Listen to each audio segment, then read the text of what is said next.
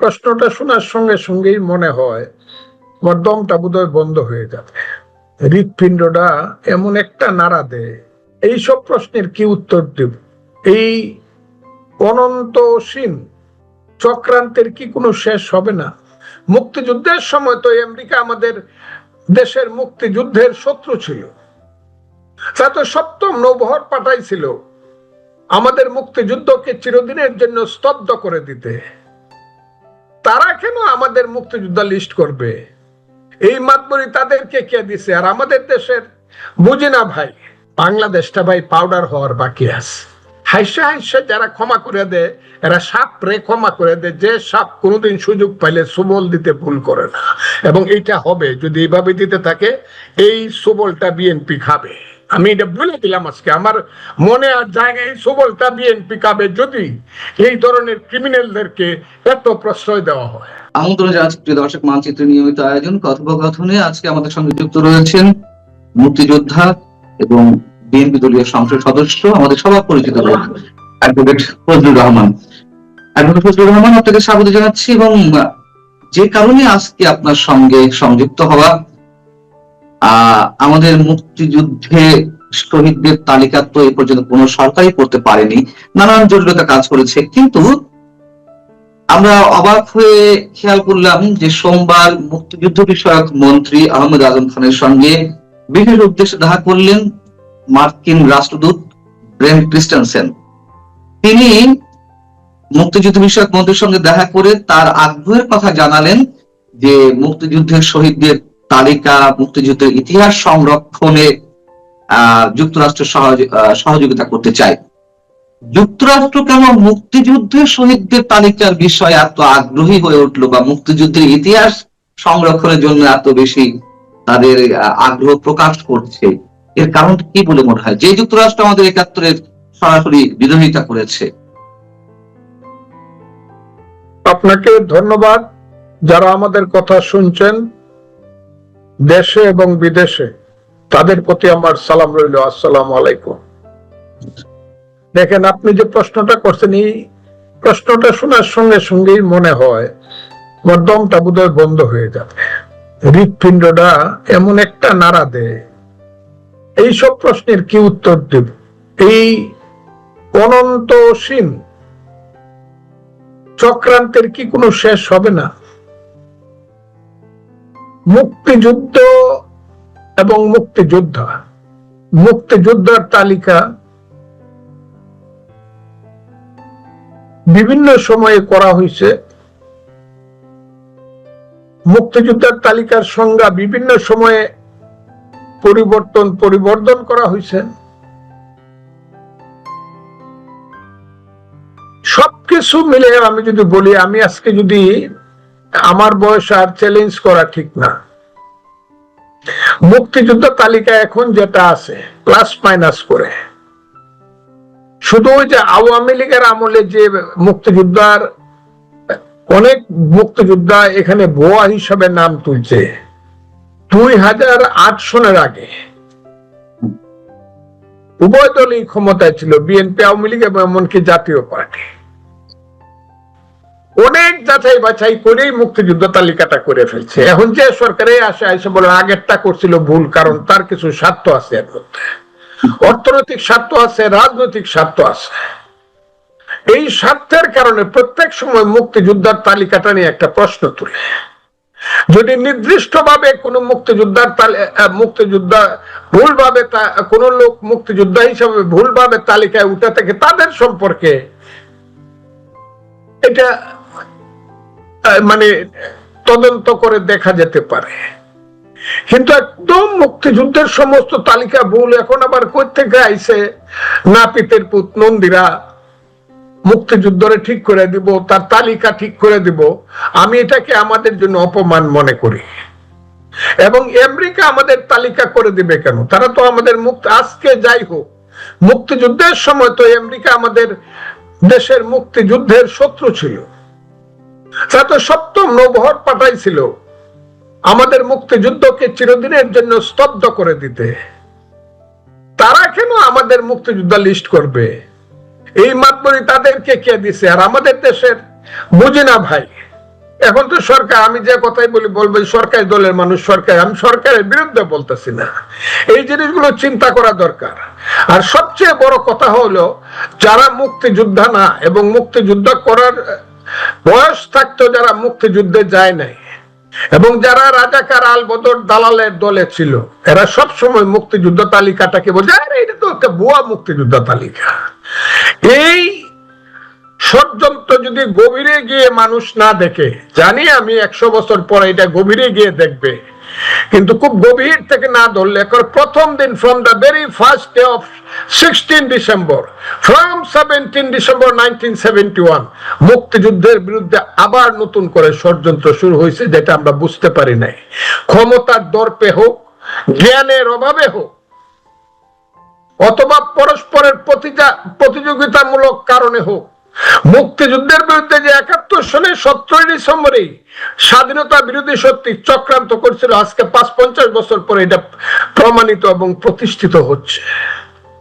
এটা বলে আর লাভ নাই, আমার চোখে পানি আসে যে এগুলো বইলা কি করব। আমেরিকা আমাদেরকে ঠিক করে দিবে মুক্তিযুদ্ধের ইতিহাস আর মুক্তিযোদ্ধার ইতিহাস। না, আমি এটা মানি না, এটা মানি না, আমি মানি না। এটা খুব বড় ধরনের ভুল হবে যদি সরকার এটাকে গ্রহণ করে, খুব বড় ধরনের ভুল হবে। ঠিক আছে, যদি কিছু ভুল হয়ে থাকে সেইটা ধরেন, আমি মনে করি 1 লাখ মুক্তিযোদ্ধার মধ্যে বা 100 মুক্তিযোদ্ধার মধ্যে 2 জনের নাম হয়তো বা ভুল উঠছে, বা 2 জন ষড়যন্ত্র করিয়া বা টাকা পয়সা দিয়া বিভিন্ন ভাবে চালাকি করে 2টা নাম তুলে 2টা নাম কেটে দেন, কিন্তু 98% নাম ঠিক আছে। না হলে চলেন যে আমার সাথে চ্যালেঞ্জ করেন একটা থানাতে, আমার সাথে কে চ্যালেঞ্জ করবেন? একটা থানাতে চ্যালেঞ্জ করেন গিয়া, বৈষম্য যে মুক্তিযোদ্ধারা সব আসেন, সেইখানে প্রকৃত মুক্তিযোদ্ধারাও আসুক, একটা ওপেন স্থানে মাঠে, ভুয়ারা যারা আছে এরাও আসুক। ভুয়ারা আসারই সাহস পাবে না, কারণ রিয়েল মুক্তিযোদ্ধারা সব ধরবে, ওই তুই কে রে, ওই তো রাজাকারের বাচ্চা, ও কিসের মুক্তিযোদ্ধা? হ্যাঁ, টাকা পয়সা দিয়ে অনেক চক্রান্ত করে ভুল মুক্তিযোদ্ধার নাম তুলছে না, এটা আমি বলবো না, কিন্তু এটার সংখ্যা এমন না যে আবার নতুন করে মুক্তিযোদ্ধা গণতে হবে। যে সংখ্যাগুলো ভুল পাবে বা স্বার্থপরতার সাথে টাকা পয়সা দিয়ে চক্রান্তমূলক ভাবে তোলা হয়েছে, সেইগুলা নতুন করে কেটে দেওয়া হোক, সাক্ষী প্রমাণ নিয়ে। আপনি বলছেন যে যদি যুক্তরাষ্ট্র যে সহযোগিতা করতে চাইছে সেটি গ্রহণ করে, এটি ভুল হবে। সরকারের পক্ষ থেকে বা আপনার দল বিএনপির পক্ষ থেকে যুক্তরাষ্ট্রে এই প্রস্তাব গ্রহণ করবে কিনা আমরা জানি না, এখনো তো কোনো ধরনের ফাইনাল কিছু হয়নি।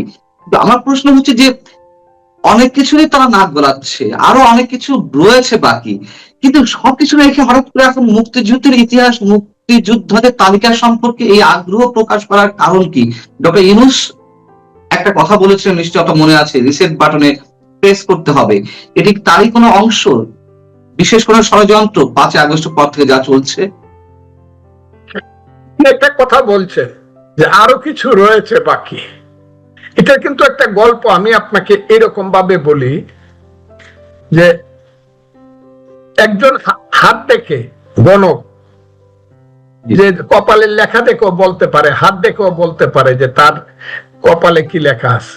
একদিন সেই গণক রাস্তা দিয়ে হেঁটে যাচ্ছে, তখন দেখে একটা মাথার খুলি পড়ে আছে, মাথার সমস্ত চামড়া টামড়া চলে গেছে, শুধু খুলিটা পড়ে আছে। খুলিটার মাথার মধ্যে লেখা আছে অনেক কিছু হয়ে গেছে, আরো কিছু বাকি আছে। গণক খুব চিন্তা করলো, একটা মানুষ মরে গেল, তার সবকিছু ধ্বংস, শুধু মাথার খুলিটার মাঝে লেখা আছে অনেক কিছু হয়ে গেছে, আরো কিছু বাকি আছে। সেই চিন্তা করে সেই খুলিটাকে আইনা বাড়িতে আলমিরার, গ্লাসের আলমিরার ভিতরে রাখলো। সে প্রত্যেকদিন সকালবেলায় দেখে লেখার কোনো পরিবর্তন হয়েছে কিনা। না, লেখার কোনো পরিবর্তন হলে লেখা আছে অনেক কিছু হয়ে গেছে, আরো কিছু বাকি আছে। রাতের বেলায় দেখে, তাতেও লেখা আছে অনেক কিছু হয়ে গেছে, আরো কিছু বাকি আছে, এটা কোনো চেঞ্জ নাই। গণকের স্ত্রী ভাবে যে লোকটা কি পাগল হয়ে গেল। স্বামী স্ত্রীতে ঝগড়া হয়। একদিন স্বামী বাজারে গেছে, স্ত্রী পাশের বাড়িতে বেড়াইতে গেছে, পরে গেছে, ভাবি কেমন আছেন? ভাই আর কইও না, আমি তো ভালোই আছি, তোমার ভাই পাগল হয়ে গেছে। কি পাগল হয়ে গেছে? বললো যে একটা মানুষের মাথার খুলি সে প্রত্যেক দিন দেখে আর বিড়বিড় করে কি কথা বলে। তখন ওই বাড়ির যে পাশের বাড়ির মহিলা মনে করলো স্বামী স্ত্রীর মধ্যে একটু ঝগড়া লাগাইয়া দিই। উনি একটা মুস্কি হাসি দিয়া বলল, আপনি তো জানেন না ভাবি, আমি তো ওই কলেজে পড়তাম সময় আপনার স্বামীও কলেজে পড়তো। ওই যে মাথার খুলি যে মেয়েটা, মাথার খুলিটা যেটা দেখছেন, এইটা তার প্রাক্তন প্রেমিকা ছিল, বাস্তবতার কারণে বিয়ে করতে পারে নাই, কাজেই সে তাকে বিয়ে করে নাই বলে সে আত্মহত্যা করছে। এই কথা করার সঙ্গে সঙ্গে তার স্ত্রী বলতেছে, গোলামের পুত, তুমি আমারে বিয়ে করছো আর মরা বেটির তুমি কপাল দেখো প্রত্যেক দিন রাখো। ওয়া বাড়িতে গেছে, গিয়া ওইটা আলমিরা থেকে বাইর করছে, বাইর করে এটা একটা সিয়ার ভিতরে ফেলা, এটারে খুব পাড়া, এটারে বানায় পাউডার বানাইছে, পাউডার বানায় ড্রেনে ফেলাই দিছে। স্বামী আইসা বলতেছে, দেখতেছে এটা দেখে যে কই পায় না খুঁজা। তখন স্ত্রী পিছন থেকে এসে বলছে, গোলামের পুত, তার তোমার প্রেমিকারে খুঁজা পাইবা না। কি হয়েছে বলে, দেখ তো এটাকে ড্রেনে ফেলাই দিছে। ওই গণক হাঁটতে হাঁটতে বাড়ির ড্রেনের পাশে গিয়া দেখে এখানে পাউডার হয়ে এটা পড়ে আছে। তখন গণককে বলল, ওই যে লেখা ছিল অনেক কিছু হয়ে গেছে, আরো কিছু বাকি আছে, এটা পাউডার হওয়ার বাকি আছে। বাংলাদেশটা ভাই পাউডার হওয়ার বাকি আছে আমার কাছে মনে হয়। না হলে এত চরিত্রহীন, এত লম্পট, এত চোর গুন্ডা, এত চিটা, 5টা সি যাদের নামে আছে এরা হইল দেশের নেতা, এখন বিরোধী দল করে। একটা সি হইল কানিং, ক্লেভার, করাপ্ট, ক্রিমিনাল, এবং আরেকটা সি, 5টা সিটে ওইটা আমি বললাম না, চিটার। এই যে চিটারের দল, করাপ্টের দল, এইসব লোকেরা আজকে বাংলাদেশের সামনে এসে গেছে। রাষ্ট্র চালায় তারেক রহমান, বিএনপি, এটা ঠিক আছে, আমরা রাষ্ট্রের সরকার, কিন্তু বকলমে রাষ্ট্র চালাচ্ছে সেই সব ক্রিমিনাল ক্রাইমস এন্ড ক্রিমিনাল যে লোকেরা, যাদের পিছনে 71-এর শিলমারা আছে, কোনোদিন সেই শিল যাবে না, তুই আলবদর রাজাকারের বাচ্চা। এরা এখনো দেশ চালাচ্ছে, প্রশাসন এখনো তারা চালাচ্ছে, অর্থনীতি এখনো তারা কন্ট্রোল করছে। কাজেই দেশ ঠিক হচ্ছে না। তারা আজকে রাজশাহী ইউনিভার্সিটি দেখেন কি হচ্ছে, একটা ইউনিভার্সিটি এই হয়, প্রত্যেকটা ইউনিভার্সিটি মাদ্রাসা হয়ে গেছে, রাজাকারের বাচ্চারা সমস্ত বিশ্ববিদ্যালয়গুলো দখল করে নিছে। আর যতদিন পর্যন্ত এই বিশ্ববিদ্যালয়গুলোতে রাজাকারের বাচ্চারা মাদ্রাসা বানায় রাখবে, ততদিন পর্যন্ত এই দেশের সাধারণ মানুষের জ্ঞান অর্জন করার কোনো জায়গা নাই। আমি তাই বলি যে দেশটার কপালে আরো দুঃখ আছে। এখানে আমেরিকা আসতে পারে, আজকে চুক্তি তারা করছে, যে চুক্তিটা করছে, এই চুক্তিটা কিন্তু আমি বহু আগে কইছিলাম যে বাঙালি জাতি বারে বারে বিদেশিদের দ্বারা আক্রান্ত হয়েছে, তাদের মায়েরা বোনেরা ইজ্জত হারাইছে, নীল সাহেবদের অত্যাচারে কেঁদে কেঁদে ছড়া বলছে, ছেলে ঘুমালো, পাড়া জুড়ালো, বর্গি এলো দেশে, বুলবুলিতে ধান খেয়েছে, খাজনা দিব কিসে, ধান ফুরালো, পান ফুরালো, খাজনার উপায় কি, আর কটা দিন সবুর করো, রসুন বুনেছি। এই কথাগুলো বোধহয় ভবিষ্যতের আমাদের মায়েরা বোনেরা কেঁদে কেঁদে বলবে, যদি আমরা এখনো ঠিক না হই। এখনো যদি ঠিক না হই, আমাকে মানুষ ভোট দিছে, আমার দলকে মানুষ বিএনপি কে ভোট দিছে, নিশ্চিতভাবে সরকার আমরা চালাবো, তবে সমস্ত মানুষের সহযোগিতা আমরা নিব, এই ব্যাপারে আমরা দলমত করব না। এর অর্থ এই না যে বেত্তমিজ, বেতাসির, বেয়াদব, বেঈমান এদেরকে আমরা মাথার উপরে তুলে নাচবার সুযোগ দিব আর আমরা নো নো। দেশ চালাইতে হবে কঠিন ভাবে, দুষ্টের দমন, শিষ্টের পালন। ইত্যাদি যদি না করি, সবাইকে দুষ্ট আমার ভাই, শিষ্ট আমার ভাই কইয়া হাসি আর হাততালি পাই, হবে না, দেশ চলবে না। এবং এখানে দুষ্টের দমন এবং শিষ্টের পালন যদি না হয়, আমার যেন মনে হচ্ছে না, কিছু ফাত্রা ছেলে পেলে, বেত্তমিজ ছেলে পেলে, এদেরকে আমি কি বলবো, এদেরকে আমি ভাদ্র মাসের কুত্তারা যেমন ইঞ্জেকশন দেয়, পাগলা কুত্তার ইঞ্জেকশন, এদেরকে ইঞ্জেকশন দেওয়া দরকার। এইসব ছেলে পেলে এরা যে ভাষা ব্যবহার করে, মুরব্বীদের প্রতি যে ধরনের অপমানজনক শব্দ ব্যবহার করে, এরা যে মায়ের ঘরে জন্মগ্রহণ করছে, সেই মাও সতী ছিল কিনা, এদের কথা শুনলে এটা প্রশ্ন জাগে, অথবা সেই মা বা মায়ের মার সঙ্গে পাকিস্তানি বাহিনীর কোথাও দেখা হয়েছিল না, আত্মীয়তা হয়েছিল কিনা, এইটা অনেক সময় প্রশ্ন জাগে এদের কথা শুনলে, যে এরা তো এই দেশের মানুষ না, এরা তো হানাদার পাকিস্তানি বাহিনীর আত্মীয় স্বজন হবে। এটা শেষ হয়ে গেছে। স্লোগানের ভাষা শুনেন, প্রতিদিন মারামারি ধরাধরি, কিছু হইলেই মদ চলছে দেশে। কেন? তাহলে দরকার নাই তো রাষ্ট্র পরিচালনা। রাষ্ট্রের মূল কাজটা হলো ডাকাত জেলখানায় থাকবে, ভালো মানুষ নিঃসন্দেহে রাস্তা দিয়া ফ্রেশ নিঃশ্বাস ফেলে হাঁটবে। এটাই তো দেশ হওয়া উচিত, নাকি ডাকাই তো চলবে রাস্তা দিয়া, ভালো মানুষও চলবে?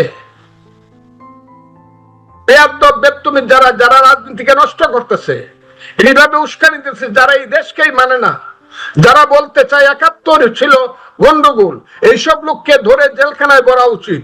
শত শত লোককে ৫ই আগস্টের পরে অনেক ধরনের বিশ্ব কুখ্যাত আইএস এর সাথীরা জেল থেকে বেরিয়ে গেছে, যারা এই পৃথিবীতে, আমি এদেরকে মানুষ স্বীকার করি না, এরা জানোয়ারের সন্তান, মধ্যযুগের বর্বরতার পথে দেশকে নিয়ে যেতে চায়, সেই সব লোক এখন নেতা হয়ে বসে আছে। কেন তাদেরকে ছাড় দেওয়া হচ্ছে? আমরা দেখলাম যে সোমবার আপনার এলাকা কিশোরগঞ্জে, আমি নাম ধরেই বলি, এনসিপির এক নেতা নাসিরউদ্দিন পাটোয়ারি আপনার মতো মানুষকে উদ্দেশ্য করে খুব নোংরা শব্দ উচ্চারণ করলো, যেগুলো বলতে আমি নিজেই বিব্রত বোধ করি, আমার মতো অনেকেই বিব্রত বোধ করেন। আমরা যদি বিব্রত বোধ করি, আমাদের যদি খারাপ লাগে, নিশ্চয়ই আপনার কেমন লাগে আমরা উপলব্ধি করতে পারি। আপনাকে আমি বলতে বাধ্য হচ্ছে দর্শকদের উদ্দেশ্যে, আপনাকে সোমবারও ফজু পাগলা হিসেবে উল্লেখ করে আপনাকে দেশের অন্যতম সন্ত্রাসী হিসেবে উল্লেখ করা হয়েছে, মুজিববাদী সন্ত্রাসী হিসেবে উল্লেখ করা হয়েছে। আমি আমি সরি যে আমার মুখ থেকে এই শব্দগুলো উচ্চারণ করতে হচ্ছে শুধুমাত্র দর্শকদের উদ্দেশ্যে। তবুও তাদেরকে ছাড় দেওয়া হচ্ছে কেন, এবং তারা ডে বাই ডে উত্তরোত্তর আরো বেশি অ্যাগ্রেসিভ হচ্ছে আপনাদের মতন মানুষদের উদ্দেশ্যে? এর কোথায়? আপনাকে ধন্যবাদ। এই প্রশ্নটা আমি উত্তর দিতে চাইছিলাম না, কারণ আমি এদেরকে মনে করি নেরি কুত্তার বাচ্চা। এদেরকে আমি এর বেশি কিছু মনে করি না। তবে এইটাও মনে করি এদের ভিতরে একটা চক্রান্ত ষড়যন্ত্র আছে, এবং সেই চক্রান্ত ষড়যন্ত্র দেশটাকে পাকিস্তানে নিয়ে যাওয়ার জন্য ওই যে কালো শক্তি জামাত, আলবদর রাজাকারের বাচ্চারা আছে, এদের একটা মুখপাত্র হিসাবে তারা কাজ করে। আগের আগে যেমন শেয়াল যায়, সেই রকম শেয়ালের বাচ্চারা এই কাজগুলো করছে।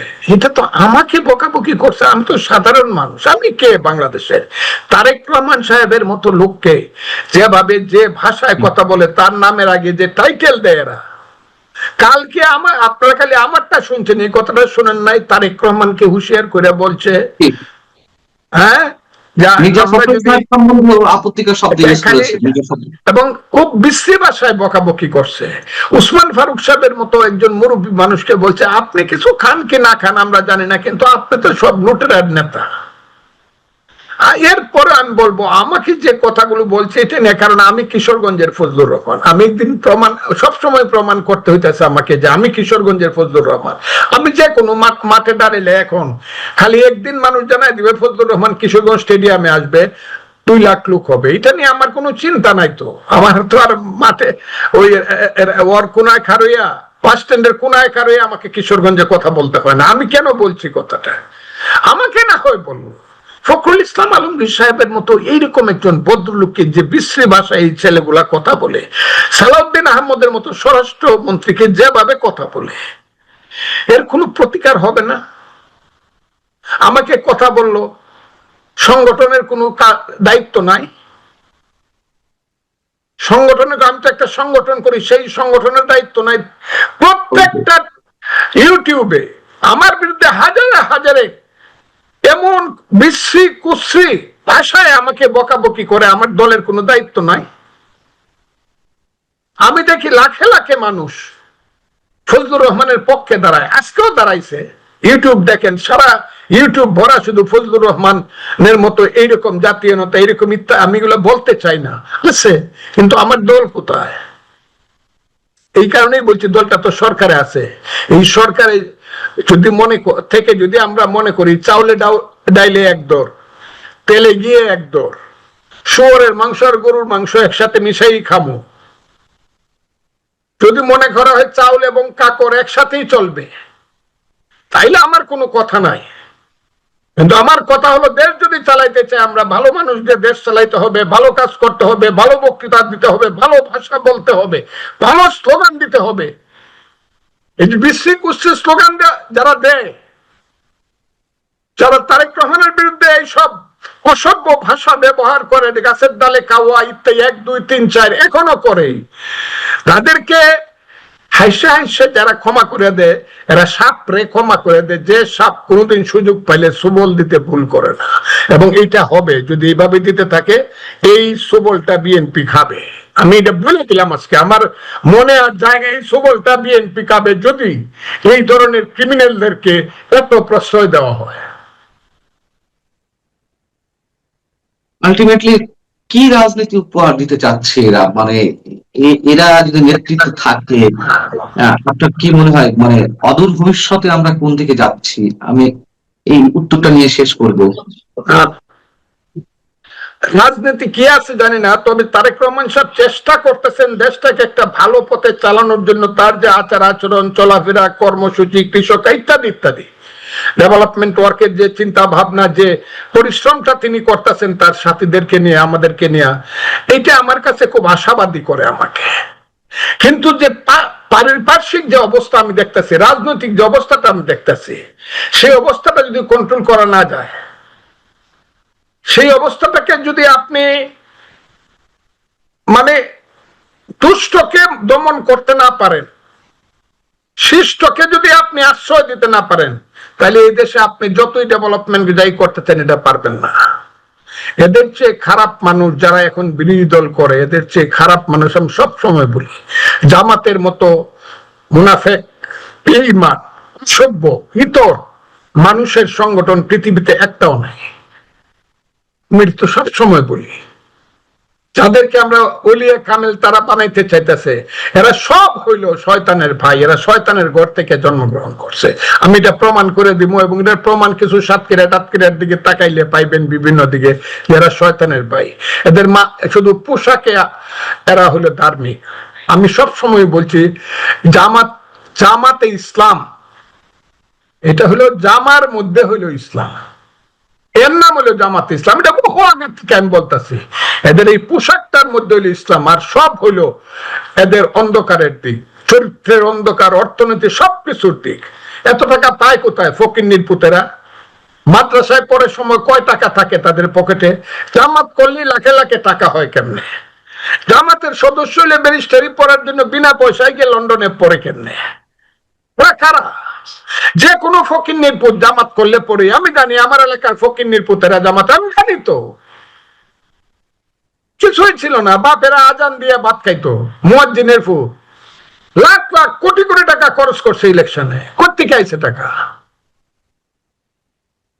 কাজে এইসব দুর্নীতিবাজ, ধর্মের নামে দুর্নীতিবাজ, ধর্মের নামে ধর্ম ব্যবসায়ী, যতদিন পর্যন্ত এদের মুখোশটা উন্মোচন করা না যাবে, সাতক্ষীরার মতো এরা প্রত্যেকে এরকম, ততদিন পর্যন্ত এই সমাজ ঠিক হবে না।